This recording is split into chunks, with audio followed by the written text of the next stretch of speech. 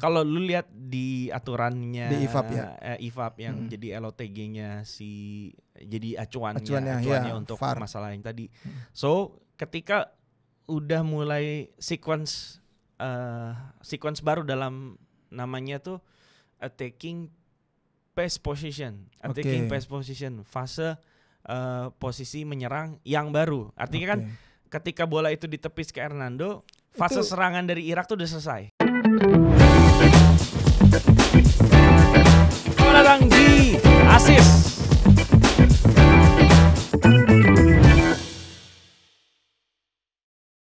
Balik lagi di Asis, konten dari Side to Side yang kali ini akan ngebahas tentang tim nasional. Dan hari ini masih siaran di Studio 36, ada di kawasan BSD. So buat kalian yang mau bikin podcast, yang pengen berkreasi, apapun, studio foto juga bisa, silakan datang ke Studio 36. Gak harus yang tinggal di BSD, yang tinggal di Jakarta juga bisa, di Rangkas Bitung bisa, di Majalengka bisa, di Kalimantan bisa, di Lampung nyebrang pakai ferry dekat bisa gitu kan.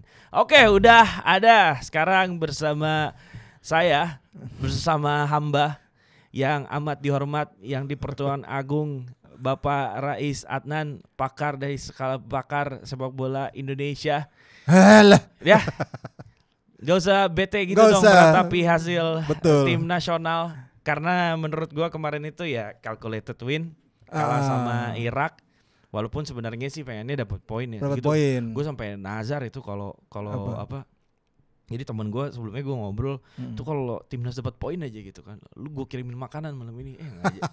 Satu sama udah, wah ini jadi nih gitu kan, satu sama jadi nih gitu kan, 2-1, 3-1. Tapi tahan dulu Vin, jangan terburu-buru, kita masuk di segmen Gocek. Lupa melulu ya. Itu tuh sebenarnya bridging. Itu gue bridging, lu mendahului gua itu kan. Oke, balik lagi di segmen 1 Gocek. Nah, gimana setelah penampilan timnas kemarin melawan Irak? Ya. Itu merupakan pertemuan kedua dari waktu kurang 3 bulan ya. Iyalah, kurang November dari, Desember Januari ya. Kurang dari 3 bulan kita main 2 kali sama Irak, nggak main di Indonesia. Betul.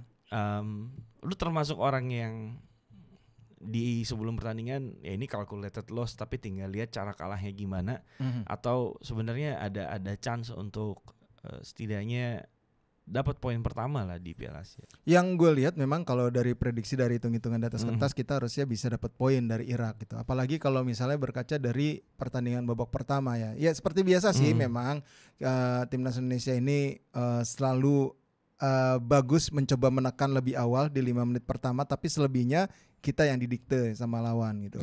Nah terus di pertandingan kemarin memang terlihat jelas masih banyak kekurangan, walaupun lebih baik dibandingkan ketika kita kalah 1-5 dari Irak, ya itu harus diakui ya, itu secara performa gitu. Tapi memang masih banyak kelemahan-kelemahan yang harus segera dibenahi sih kalau memang masih mengejar target babak 16 besar.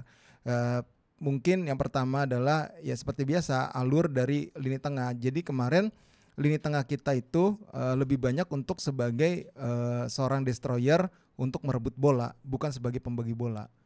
Itu masih kejadian gitu loh di pertandingan lawan Irak, sehingga agak sulit bagi para pemain depan kita untuk bisa mendapatkan distribusi bola yang bagus lah untuk bisa mencetak gol. Tapi terlepas dari itu memang ada beberapa poin plus juga ya. Mungkin salah satunya adalah ya penampilan Yaakob Sayuri kalau menurut gua gitu loh.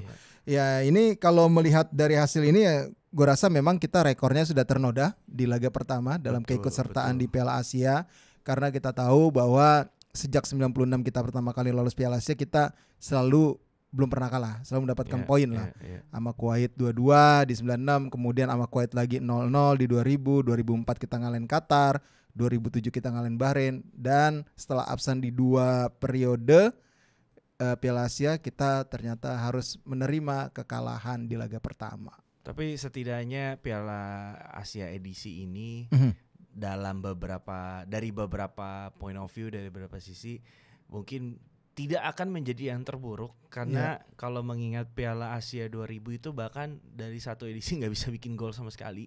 Setidaknya kemarin ada gol yang dibikin oleh Marcelino Ferdinand. Oke. Dan gue melihat sebenarnya kuncinya ya di Jakob Sayuri. So that's why perlahan mungkin gue udah bisa menyimpulkan kenapa Coach Shane lebih milih Jakob dibandingkan Sadil gitu kan. Dan memang ya ketika gol pertama itu jadi, gue lihat di babakan media sosial memang banyak yang muji Jakob Sayuri juga. Betul. Gitu kan. Dan ya akhirnya dia bisa juga tuh perform tanpa Yance gitu kan. Akhirnya cukup bagus gitu kan. Dan lo ngelihat kemarin akhirnya dia di sisi yang dimana dihuni Asnawi juga. Dan akhirnya ada kerjasama dengan Asnawi yang dimana di dua uji coba sebelumnya lawan Libya dia nggak main. Lawan Iran cuma berapa menit lah ya.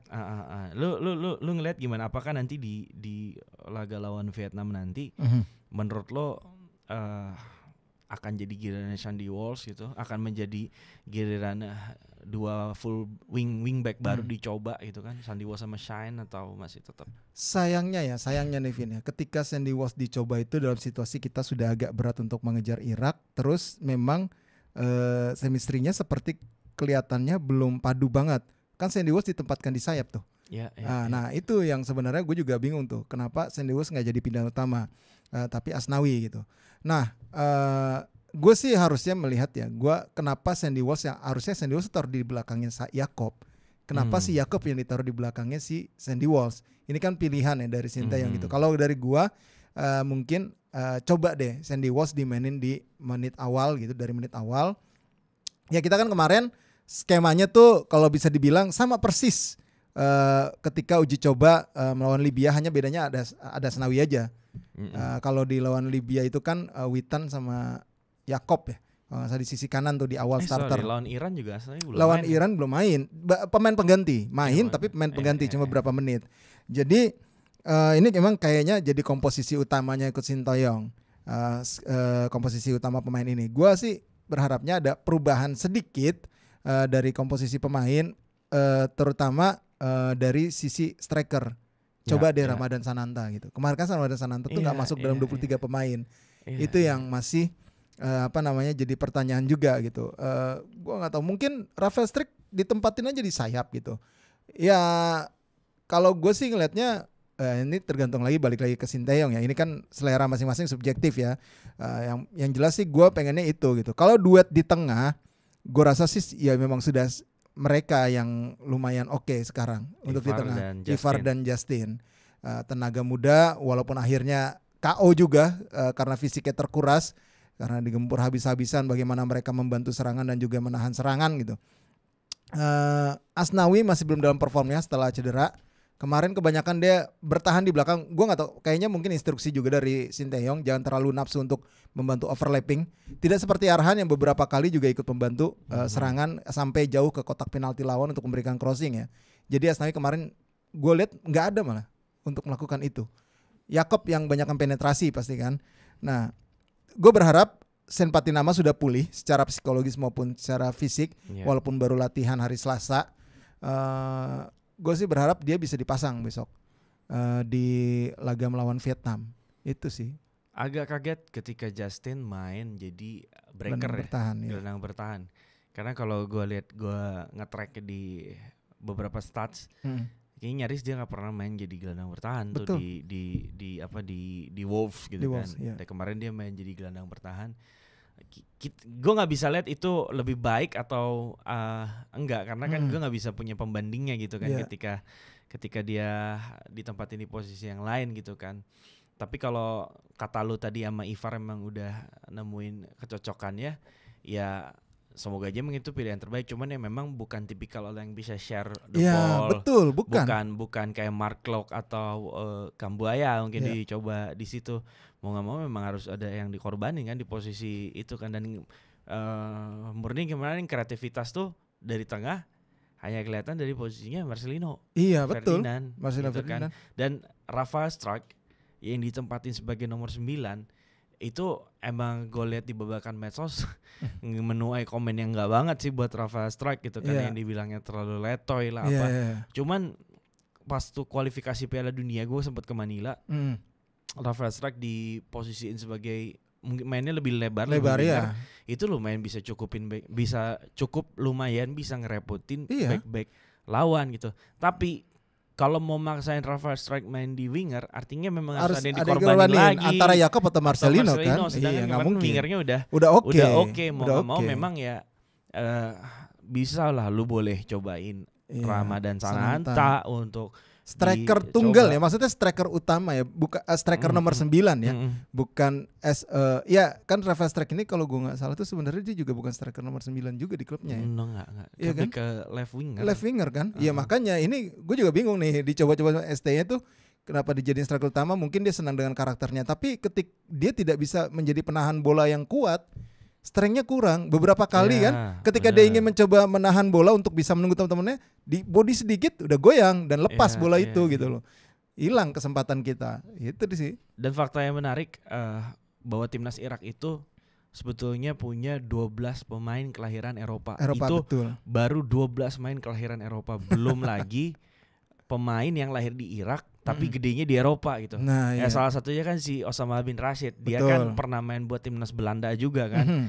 Jadi memang kemarin tuh Iraknya memang yang secara unit adalah pemain-pemain yang memang mungkin udah kultur Eropa banget ya. Jadi kalau lihat hasilnya kemarin 3-1 gue sih melihat bahwa kita udah keep up lah dari kekalahan 5-1 ada walaupun yang namanya kekalahan nggak bisa dimaklumin ya, nggak bisa di-excuse, cuman setidaknya kalau misalnya lu tanya lebih baik atau enggak, ini lebih baik sih dari yang kemarin kalah di Irak. Hanya saja gue nggak tahu ini ceritanya akan berjalan berbeda apabila mungkin asisten wasit itu ngangkat bendera duluan yang ada insiden offside. Tapi lu ngeliat kalau memang itu di offside kan, ada kans gak ya untuk setidaknya ya udah kita dapat poin gitu. Iya ya, ini bicara lagi gol kontroversial itu ya, gol kedua itu ya, soal VAR itu. Kalau kan sih ada ya pasti Vin, karena memang biar bagaimanapun dengan situasi di menit akhir babak pertama banget kita kebobolan gitu, setelah menyamakan kedudukan lagi semangatnya pasti down. Apalagi prosesnya lewat situasi VAR seperti itu gitu yang akhirnya dianggap kita kayaknya dicurangin wasit nih.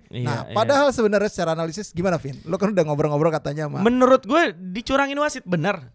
Dicurangin wasit itu bukan mencurangin ya. Ada keteledoran keteledoran dari asisten wasit. Tim perangkat pertandingan itu benar. Oke. Ada keteledoran itu benar.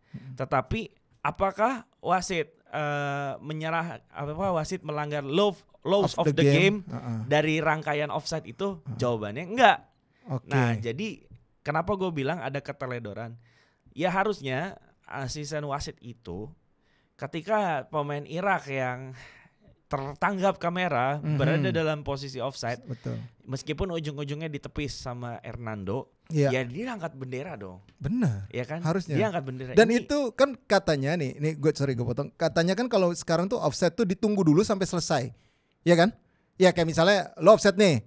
Terus wasit nggak langsung angkat bendera. Iya. Ya kan?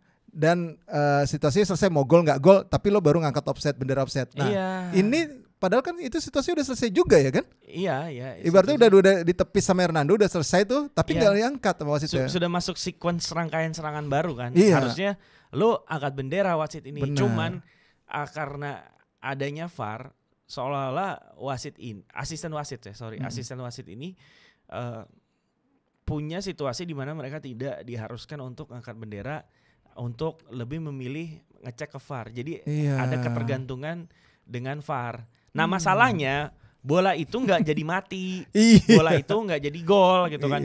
Coba kalau yang offside itu didiemin aja sama Hernando masuk gol, mungkin Hernando bisa protes, ini offside. Akhirnya dia lari ke VAR, cek, oh ya benar offside, nggak jadi itu gol. Masalahnya yang jadi ribut kemudian, kenapa pas ngecek VAR kok nggak sampai ke rangkaian itu? Iya kan sih? Iya, tapi di rekaman ditampilin rangkaian itu gimana ya? Iya, sampai ke rangkaian itu karena kalau lu lihat di aturannya di IFAB ya. IFAB yang jadi LOTG-nya jadi acuannya untuk VAR. Masalah yang tadi. So, ketika udah mulai sequence baru dalam namanya tuh attacking pace position, fase posisi menyerang yang baru. Artinya kan ketika bola itu ditepis ke Hernando, fase serangan dari Irak tuh udah selesai. Ketika bola itu di clearance sama Rizky Ridho. Ya. Sempat di clearance kan sama Rizky Ridho. Rafa Strike apa Rizky Ridho sih pokoknya? Menurut kayaknya Rizky Ridho deh. Terus bola itu kan di holding sama Rafa Strike, nggak dibuang, akhirnya. Oh iya itu benar. Akhirnya dapat lagi pemain Irak, benar. terus nyerang lagi Irak. Nah itu udah masuk sequence yang baru, set play serangan yang baru. Iya. Artinya ketika si pemain Irak yang dianggap offset di sequence sebelumnya itu nggak berpengaruh apa-apa. Toh bolanya berhasil lo tepis. Sekarang lu menghadapi tantangan yang baru, yaitu sequence serangan Irak atau phase serangan Irak yang baru. Dalam phase serangan Irak yang baru akhirnya gol dengan secara sah gitu. Itu kenapa wasit gak mundurin untuk ngelihat rangkaian serangan gol yang tadi gitu kan. Karena memang udah dianggap satu serangan yang baru gitu. Tapi kalau misalnya wasit yang ngulur-ngulur sampai fase serangan yang dimana Hernando nepis dan ternyata pemain itu offside, ya Irak juga protes sebelumnya. Makanya hanya ada 4 hal yang bisa di review oleh VAR, yaitu gol atau tidak gol, penalti atau tidak penalti, keputusan kartu dan kesalahan dalam identity ketika lu ngasih kartu ke pemain ternyata salah orang. Itu yang bisa dianulir itu hanya 4 itu. Offside tidak masuk ke dalam salah satunya. Jadi masuknya di ini gol tidak gol, Vin. Masuknya di gol tidak gol, dan di dalam subnya itu ada soal offside, soal apa segala macam. Iya, tapi yang dianulir itu bukan offside-nya kan. Tapi lebih ke golnya. Kemarin masalahnya pas dia offside nggak terjadi gol apa-apa. Ya kan. Coba Hernando biarin aja bola itu. Mungkin nggak akan dibatalkan gitu kan. Masalahnya ketika Hernando nepis. Jadi ketika Hernando nepis itu Irak mulai satu fase serangan baru. Nah, ketika lu mau cek VAR di fase serangan berikutnya itu udah nggak bisa. Berarti artinya gol itu sah. Gol itu sah. Siapa yang harus disalahkan? Dan itu kita dirugiin dong. Iya, dirugiin kita lah. Dirugiin kan. Iya, benar. Siapa yang harus disalahkan? Menurut gua ya asisten wasit harusnya dia nggak harus punya ketergantungan dalam VAR itu. Ketika lu memang jeli dan lihat itu offside, lu angkat bendera dong. Satu itu. Kedua, mungkin dengan adanya protes Indonesia yang tidak mengubah hasil apapun, setidaknya ini akan jadi satu pemantik buat yang empunya membuat aturan di IFAB ini untuk merevisi lagi. Karena kan ini aturan VAR ini kan baru berjalan belum sampai 10 tahun atau 15 tahun. Artinya masih dalam tahap penyempurnaan juga gitu. Mungkin dengan adanya protes dari Indonesia ini atau dari protes-protes segala macamnya akan ada trigger untuk gue gak akan lihat dari satu sequence minimal 2 sequence, 3 sequence atau gimana kan. Ya artinya dari kejadian yang kemarin bisa jadi ini jadi trigger untuk merevisi aturan VAR yang dimana kalau ada situasi seperti kemarin itu masih bisa dicek dengan VAR gitu. Karena kan kalau dalam beberapa tahun belakangan itu kan VAR juga kan masih banyak revisi kayak sekarang kan mau direvisi itu kalau cuman setengah badan doang jatuhnya nggak offside. Itu kan artinya memang masih dalam tahap penyempurnaan dan itu akhirnya kita yang dibuat sial gitu kan. Kita yang dibuat sial aja. Apakah wasit menyalahkan law of the game? Enggak, karena di law of the game-nya seperti itu gitu. Cuman yang bikin kita kesel adalah ya kenapa law of the game-nya lu bikin kayak gitu, gitu kan. Tapi terlepas dari VAR itu kita kebobolan kedua atau kita kalah ya memang di laga kemarin Irak gue bilang sih memang mengontrol permainan sih. Ya, itu harus diakui, dia pantas menang juga di laga itu gitu loh. Benar. Dan gue lihat kayaknya Irak tuh ya dari sisi kesiapan physically itu dia udah siap banget. Terus ya mungkin tambahan pemain ke-12 karena itu kan yang dikhawatirkan Sintayong kan, karena jarak masih sama Timur Tengah buat ngasih sokongan sih masih mungkin realistis gitu, walaupun pendukung kita juga banyak di sana. Ya artinya memang ya Irak ini potensial, bahkan mungkin aja ngelihat mainnya kayak gitu terus Jepang sempat diacak-acak sama Vietnam di awal, Irak yang bisa jadi juara grup loh kalau menurut gua gitu kan. Kemarin kan Jepang juga sempat direpotin sama Vietnam kan. Iya benar. Terus akhirnya ketika skor udah 2-1 sempet ya. Iya, sempat 2-1. Wah, ini unggul. gokil nih. Ini gila nih Vietnam. Akhirnya ya mentality Iya, Jepang betul. akhirnya comeback 4-2. Nah, ini Vietnam adalah lawan kita berikutnya. Iya. Lu ngelihat gimana nih?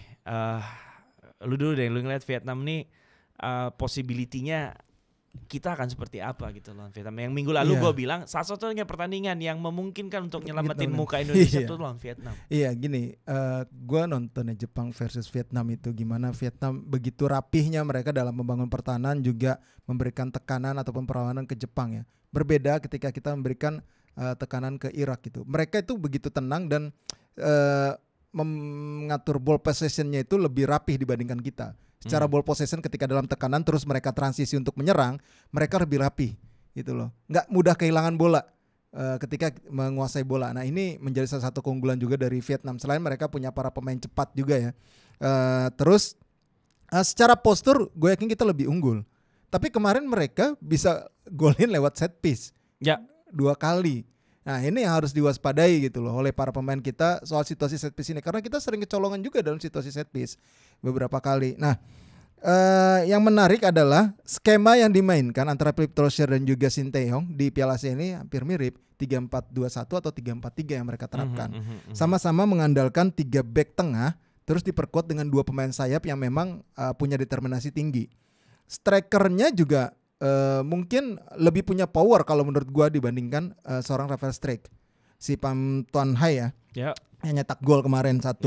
Ya terus di lini tengahnya juga harus hati-hati juga, yang mungkin bisa diwaspadai itu Nguyen Tyson itu secara operan dia secara statistik operan tuh lebih banyak dia di antara para gelandang Vietnam lainnya. Dia bisa jadi salah satu poros permainan juga bersama dengan Do Hung Dung kaptennya.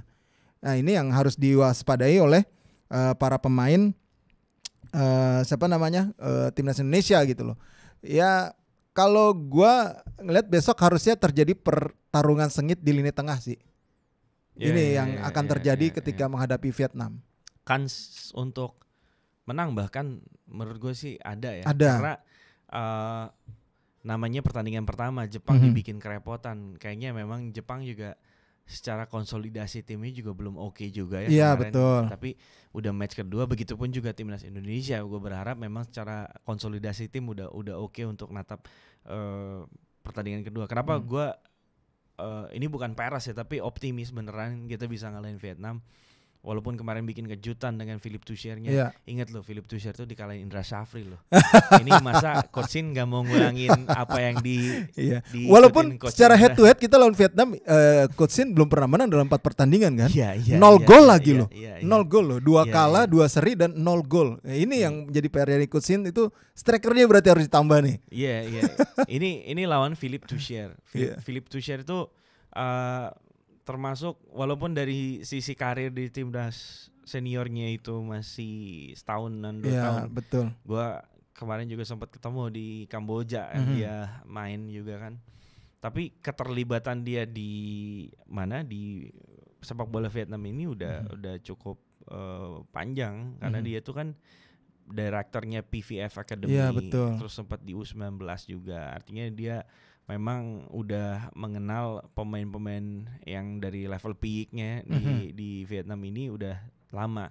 Nah makanya nggak perlu heran ketika memang kalau lu yang ngikutin sepak bola ASEAN, lu lihat beberapa nama baru nih di skuad Vietnam nih yang ada di sini, itu kok nggak ada Duan Van Hao, nggak ada Quang Hai, Van Kuyet tuh dulu itu gue Nguyen Van Kuyet tuh nggak ada gitu kan. Jadi memang ini tuh banyak yang bukan pemain-pemainnya Park Hang-seo. Pham Xuan Man termasuk. Pham Xuan Man ini termasuk back yang jarang dipanggil sama si Park Hang-seo tapi dipakai sama Philipp Troscher. Lebih banyak dapat kepercayaan di era Philipp Troscher. Iya benar. Jadi ini termasuk skuad yang mungkin ada peninggalan Park Hang-seo tapi ada banyak juga yang justru dapat jam terbang zaman Philipp Troscher. Dan Vietnam ini punya kecenderungan ketika lu turun di SEA Games yang U23, lu manggil pemain yang usianya jauh di bawah 23. Ketika kemarin main kita di final di Rayong di Vietnam yang U23, itu kan bukan pemain U23 juga yang dimainin gitu. Artinya sebenarnya nama-nama Pham Tuan Hai ini termasuk striker yang kemarin bikin gol ini emang dari sisi usia tuh masih 25, tapi memang dia tuh emang udah matang sebelum waktunya. Dan ini kayak blessing in disguise. Pham Tuan Hai ini sebenarnya bukan opsi utama di skuadnya Philippe Tuchel. Ada namanya Nguyen Chen Lin. Nah, Nguyen Chen Lin ini yang nomor 22 itu yang memang beberapa kali juga jadi monster buat Indonesia. Cedera, akhirnya anak ini naik. Dan gue ngobrol sama temen gue bekas pemain Philic, bahwa dia menikmati Philic ini Vietnam League ya. Vietnam League, bukan Liga Voli. Dan dia cukup menikmati bahwa permainan Vietnam di bawah Philippe Tuchel ini dianggap bagi sebagian orang Vietnam itu lebih attacking dibanding Vietnamnya Park Hang-seo. So memang Philippe Tuchel ini kelihatan bahwa dia tuh kayaknya pengen keluar dari bayang-bayangnya Park Hang-seo. Bahwa kan beban juga ya bagi Philippe Tuchel. Lu pelatih level dunia, udah ngelatih Jepang di Piala Dunia. Betul. Di Qatar juga lu pernah ngelatih. Once ketika lu masuk Vietnam, lu dibanding-bandingin sama pelatih Asia yang belum jadi pelatih kepala di Piala Dunia. Ya akhirnya dia kan pengen keluar dari bayang-bayang Park Hang-seo bahwa gue juga bisa berhasil dengan Vietnam versi gue gitu. Nah ini sebenarnya Vietnam versinya Philippe Tuchel gitu kan. Ya dimana kebetulan dia nggak banyak manggil pemain yang udah banyak dikasih kesempatan di zamannya Park Hang-seo. Yang Kong Fung yang main di di J-League juga nggak dipanggil. Dan kebetulan ketika turnamen memulai kipernya si Dang Van Lam juga cedera. Akhirnya dia pakai kiper baru si Philippe Nguyen. Jadi ini emang Philippe Nguyen. Jadi memang ini wajah baru Vietnam sama Philippe Tuchel. Apakah ini akan lebih baik dibandingkan Park Hang-seo? Apakah ini akan tetap menyulitkan Coach Shin? Ya jawabannya adalah ya itu lawan Vietnam nanti itu baru terjawab. Apakah Vietnam ini masih bisa tampil merepotkan Indonesianya Coach Shin atau enggak menurut gua. Itu dia. Sampai aja prediksi dari teman-teman. Kalau lu gimana prediksi Vin? Menang atau kalah? Bisa menang, menurut gua bisa menang. Karena kemarin tuh pertandingan sama Irak menurut gua udah pemain juga artinya emang harus udah mikir. Gue percaya lah mostly pemain timnas kita ini adalah pemain yang besar di abroad, pemain yang berkarir di abroad, termasuk Asnawi, termasuk Arhan. Artinya pemain yang memang secara mentalitas tuh udah bisa terbentuk. Ketika kalah tuh dia tahu mesti ngapain gitu kan. Betul. Jadi akhirnya menurut gue pertandingan pertama benar kata orang adalah pertandingan yang paling terberat. Seberapa lemah atau seberapa pun kuat musuh lu, tapi pertandingan pertama itu memang kerap dibilang sebagai pertandingan paling sulit. Dan akhirnya di pertandingan kedua tuh konsolidasi udah mulai muncul. Gue cukup optimis sama skuad ini karena yang dihadapi juga Vietnam versi baru gitu. Benar. Once kemarin Vietnam lawan Jepang bikin kejutan, ya menurut gue lebih ke Jepangnya aja sih yang belum siap. Dan kiper Jepang yang katanya diincar MU itu Bruno Suzuki itu Sion Suzuki. Sion Suzuki itu BA aja sih menurut gue. BA aja sih kiper Jepang itu. Kebobolannya dengan cara begitu kan juga aneh tuh yang dari sepak pojok. Iya itu kan kalau kipernya Yoshikatsu Kawaguchi. Lama banget Yoshikatsu Kawaguchi. Ketangkap. Tapi ya akhirnya muka ASEAN ini keselamatin sama Thailand. Kita nggak hitung Australia. Ya kita Australia memang ASEAN. Masuknya member of AFF, tapi kan dia cuma secara football culture-nya ASEAN. Memang belum ASEAN, tapi kalau member AFF. Nah, kemarin akhirnya muka ASEAN as a football culture terselamatkan oleh Thailand. Which is memang lawannya pun sebenarnya enggak kuat-kuat amat. Kirgistan kita kalahin juga kan? Kirgistan bisa dikalahin juga gitu kan. Itu kan ada bekas backnya Persita tuh yang nomor 3 si Kobayev. Kobayev, Tamirlan Kobayev itu bekas backnya Persita. Jebol juga sama si Supachai Chaidet. Dan memang ini jadi permulaan yang bagus juga sama Masata Daichi kan pelatih baru dia. Which is yang lolosin siapa yang mainin Piala Asia akhirnya siapa yang lolosin Manopolking kan. Tapi yang akhirnya meracik skuad di Piala Asia kan Masata Daichi. Dia walaupun diwarnai intrik pemainnya nggak mau main di Piala Asia ya, Iya, lebih iya, Mela Club iya, ya Kanipanya gitu loh. Terus si Canatip juga nggak ada kan? Cedera kan? Iya, Canatip Terus cedera. Terasil ada ya? Dangda cedera. Dangda cedera juga kan? Dangda Jadi cedera. banyak pemain, sebenarnya pemain utama ya, Mm-mm. yang memang pemain pengalaman seniornya mereka, jadi core-nya mereka gitu cedera, tapi mereka tetap bisa tampil oke lah, walaupun memang secara garis besar Kyrgyzstan ya lawannya gitu.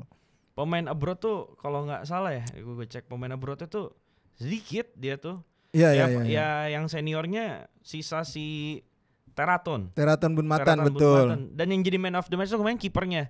Which is ini kiper yang dipakai Thailand kemarin ini. Aha. Kiper yang sudah lama ada di bawah bayang-bayang kawin Tamsacana nama Siwara Siwat. Tetsuneon. Siwarak Tetsuneon yang Iya, kiper Buriram itu. Betul. Ini si Patiwat Kama ini kan Heeh. umurnya udah tua. Heeh.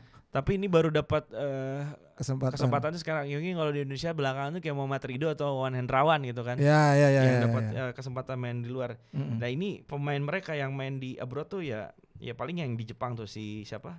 Supacok Saracat betul. Dapat main di abroad. Supanat Monta juga, Elias Dola gitu. Iya, Elias Dola. Jadi mereka juga nggak memanggil banyak pemain itu gitu. Iya, benar. Paling yang baru dinaturalisasi itu si Mikkelsen yang orang Denmark. Jadi Thailand menurut gua menyelamatkan muka ASEAN. Iya. Tapi kalaupun kita di posisi Thailand lawannya Kyrgyzstan, kita masih bisa lah, ada memungkinkan menang. Bisa mungkin nggak menang ya, itu dia sih menurut gua menarik. Ini tinggal lihat nanti di match day 2 ya. Match day 2 gimana kiper-kiper sepak bola ASEAN. Malaysia kalah 4-0. Iya, Malaysia itu yang paling telak ya kalahnya ya. 0-4 dari Yordania gitu loh. Dan itu juga mereka nggak disangka-sangka sih seburuk itu di babak pertama terutama ya. Iya. Permainannya seambruk itu sama Yordania, dan ya sampai pelatihnya Kim Pan-gon sampai minta maaf. Ya memang nggak jalan, dia pengen main nyerang katanya, tapi ternyata strategi itu nggak jalan, nggak bisa terimplementasi dengan baik sama para pemainnya. Ya udah, kita doain aja semoga tim-tim ASEAN ini bisa berkiprah lebih panjang, termasuk timnas Indonesia harus lolos 16 besar. Iya, kita gue harapin. sih berharap. Ini ASEAN ketemu ASEAN soalnya. Iya, saya ketemu ASEAN. Masih harus ada yang ngalah gitu. Satu harus ada yang ngalah. Oke, kita akhiri segmen 1 Gocek. Sekarang kita beralih ke segmen berikutnya. Netizen mau apa? Oke, sekarang kita masuk ke netizen mau apa. Kita bakal bahas komentar-komentar di postingannya akun Timnas Indonesia yang mengunggah komentarnya Marcelo Ferdinand selepas melawan Irak. Oke, kita baca-bacain langsung deh komen-komennya di sini. Ada di sini dari RNST21. Dia komen, nekat sih pasang strik lebih garang Sananta.